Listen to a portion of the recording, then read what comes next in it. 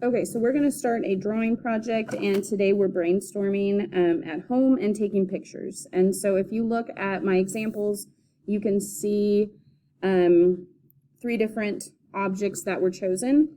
If you look here, you can see a key that someone chose. With this one, this is one of those rotary phones that you would, put your finger in and spin around. So they chose different sections of that. And then for this one, they chose a cat. Okay, so that's up to you on what you want to do. You are picking an object.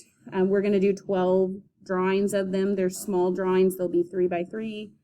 We're going to shade them, and then you should not see the entire animal or object in one of the boxes.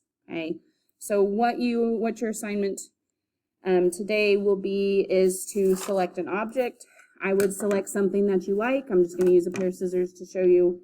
And then you're just going to use your phone to take interesting pictures, okay, of this object. And so if you do that, you can see, like with this picture, what I'm going to need to do is crop it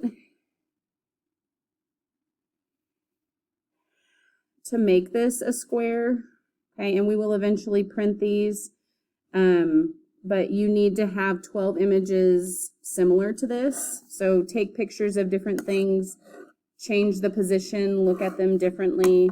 You could change the lighting, but you will need to email yourself 12 pictures that you took.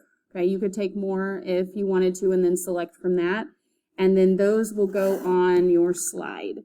So you will go to the Classwork, and you will look for, let me show you, for the date, okay, for some people it would be the 7th, for some people it would be the 8th. They would be clicking on here, clicking on the slide, and then inserting the 12 pictures that they have in here. Okay, so that's what you are doing today, and make sure that gets submitted.